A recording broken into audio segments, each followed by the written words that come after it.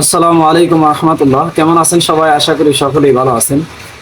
আমার স্ক্রিনে যেটা দেখতে পাচ্ছেন এটা হলো ফ্যামিলি কার্ড। এটার সাথে আমরা অনেকেই পরিচিত, আবার অনেকে এটা সম্পর্কে জানি না, আবার অনেকে শুধু শুনছি বাদ দেখি। আমাদের দেশের বর্তমান যিনি সরকার জনাব তারেক রহমান, অর্থাৎ বাংলাদেশ জাতীয়বাদী দল বিএনপি, যিনি বেগম খালেদা জিয়ার সন্তান জনাব তারেক রহমান, উনি সরকার হওয়ার আগে অর্থাৎ নির্বাচনের পূর্বে একটা ঘোষণা দিয়েছিলেন শ্রমজীবী মানুষের জন্য, কৃষকদের জন্য এবং অসহায় ব্যক্তিদের জন্য ফ্যামিলি কার্ড, কৃষকদের জন্য কৃষি কার্ড এবং শ্রমজীবী মানুষের জন্য শ্রমিক কার্ড। তো এই কার্ডগুলি সরকার দেওয়ার জন্য মানে গরিব দুঃখী মানুষদেরকে একটা আশ্বাস দিয়েছিলেন। উনি সরকার হওয়ার পর সেইটা বাস্তবায়নের জন্য উনি মাঠেও সেটা কাজ করে যাচ্ছেন।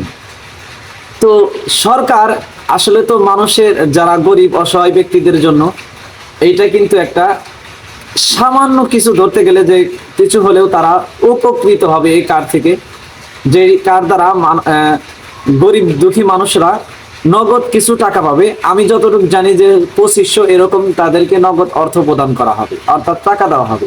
যাই পাক, তবুও গরিব দুঃখী মানুষ কিছুটা স্বস্তি পাবে। তো সেই জায়গায়ও কিছু বিচক্র মহল সেই গরিব দুঃখী মানুষের কাছ থেকে টাকা হাতিয়ে নিচ্ছে। এই ফ্যামিলি কার্ড দিবে এইটার আশ্বাস দিয়ে মানুষদের কাছ থেকে একটা ফ্যামিলি কার্ডের জন্য, যেখানে সরকার যে কার্ডটা দিবে বিনামূল্যে, সেখানে একজন মেম্বার পদপ্রার্থী, একজন মেম্বার সেই গরিব দুঃখী মানুষের কাছ থেকে 5,000 টাকা করে কার্ড প্রতি হাতিয়ে নিচ্ছে। তো চলুন আগে বিস্তারিত আপনাদেরকে একটা ভিডিও স্ক্রিনে দেখে। ফ্যামিলি কার্ড হলে 5,000 টাকা চাইতে আছে, সব বড় চাইতে আছে। একটা ফ্যামিলি কার্ডের জন্য 5,000 টাকা আছে। হ্যাঁ, 5,000 টাকা চাইতে আছে।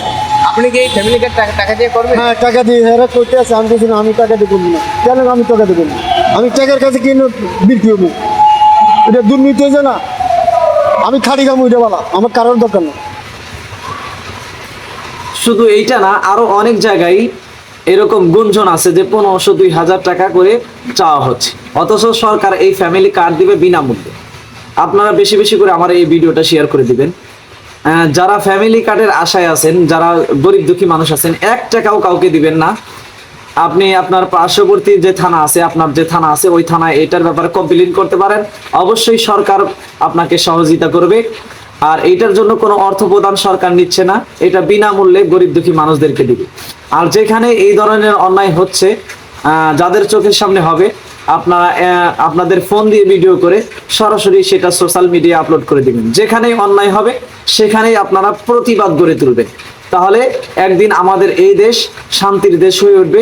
প্রতিবাদ করা শিখলে অবশ্যই আমাদের এই দেশ স্বস্তির দেশ হয়ে গড়ে উঠবে। আগামীর বাংলাদেশ শান্তিময় বাংলাদেশ হয়ে গড়ে উঠবে। তো বেশি বেশি করে ভিডিওটা শেয়ার করে দিবেন, যেন মানুষ সবাই সতর্কতা অবলম্বন করতে পারে। সকলে ভালো থাকবেন, সুস্থ থাকবেন। আল্লাহ হাফেজ।